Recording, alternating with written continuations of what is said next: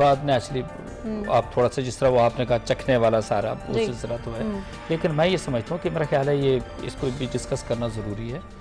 ये रिसर्च हुई ओवरऑल ना पूरी दुनिया में कि अच्छा जो लंबी लाइफ है जिनकी, तो उनका रहन सहन खाना पीना कैसा है। And you will not believe कि गिलगित के अंदर और एक फार ईस्ट के अंदर, ठीक है,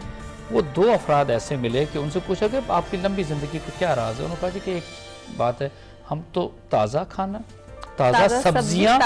और गोश्त वो महीने में हार्डली कोई एक दफ़ा इस्तेमाल करते थे। हम बड़ा फील करते हैं जी कि हमने गोश्त खा लिया, this something very okay good, और बड़ा बेहतर महसूस करते हैं। लेकिन मैं ये समझता हूँ कि एक अच्छी एपिटाइट होना तो ज़रूरी है, लेकिन अगर गोश्त के बगैर भी हम बहुत बेहतर ज़िंदगी गुजार सकते हैं। जिस तरीके से सलीम साहब ने कहा कि बिल्कुल ठीक है भाई, आपको या आपने जैसे बात की कि ज़्यादा गोश्त नहीं घर पर रखने की ज़रूरत, उसको ज़ख़ीरा अंदोज़ी तो इस्लाम भी मना करता है कि अच्छा साहब की बात से ये कंटिन्यू करूंगी। आजकल तो डॉक्टर्स भी ये कहते हैं कि बच्चों को भी वो फ्रूट और वो सब्जी खिलाएं जो कि काफ़ी उसका छिलका उतार कर खिलाएं, क्योंकि वो प्रिजर्व किया जाता है, प्रिजर्व करके केमिकल्स लगाए जाते हैं, तो वो उस तरीके से वो फूड रह नहीं जाता जब हम इस्तेमाल करते हैं। बिल्कुल यार, तो मैं ये समझता हूँ कि हमें सबसे पहले ठीक है, मतलब जितनी तो खुदा ताला ने ज़िंदगी लिखी थी हर एक ने उतनी बसर तो करनी है, लेकिन यही गोश्त के साथ इसके साथ जो फैट्स आते हैं, बाकी सारी चीज़ें आती हैं, सर्टली बहुत सारे एलिमेंट्स इसके साथ होते हैं, बीमारियाँ, अगर इससे मैं समझता हूँ कि अगर आप सब्जियों की तरफ चले जाएँ, दाल की तरफ चले जाएँ, सादा खाना रख लें,